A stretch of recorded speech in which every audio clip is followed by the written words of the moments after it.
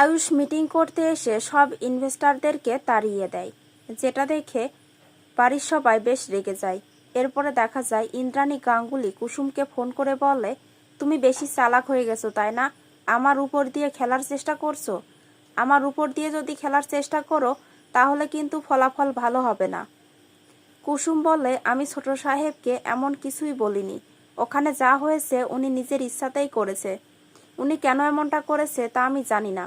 আর একটা জিনিস, উনি ওখানে গিয়ে যা কিছু করেছে কোম্পানির একজন হিসাবেই করেছে। ইন্দ্রাণী গাঙ্গুলি কুসুমকে অনেক কথা শোনায়। এরপরে দেখা যায় আয়ুষ গাঙ্গুলি বাড়িতে এলে ঈশান জিজ্ঞেস করে, তুই এমনটা কেন করলি? আয়ুষ সবাইকে বোঝায় যে গাঙ্গুলি গ্রুপ অফ ইন্ডাস্ট্রিজ এতটাও বাজে অবস্থায় পড়েনি যে পুরনো ইনভেস্টরদেরকে জোর করে ধরে রাখতে হবে। কেউ ইনভেস্ট করলে কোম্পানি চলবে আর না করলে চলবে না, এতটাও বাজে অবস্থা গাঙ্গুলি গ্রুপ অফ ইন্ডাস্ট্রিজের হয়নি। পুরনো ইনভেস্টররা চলে যাচ্ছে, যাক, আমরা আবার নতুন করে ইনভেস্টর খুঁজব।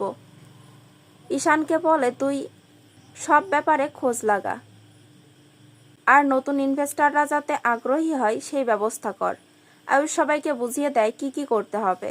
আগামী পর্বে দেখা যায় ইন্দ্রাণী গাঙ্গুলি আয়ুষ আর কুসুমকে গাঙ্গুলি বাড়িতে ডেকে পাঠিয়েছে, কিন্তু কুসুম গাঙ্গুলি বাড়িতে যাবে না।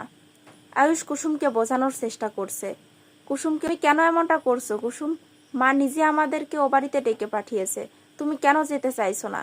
কুসুম আয়ুষকে বলে, আপনি পুরনো সব কথা ভুলে যেতে পারেন, সব কথা ভুলে গিয়ে ওনাকে মাথায় তুলে রাখতে পারেন, কিন্তু আমি তা করতে পারবো না।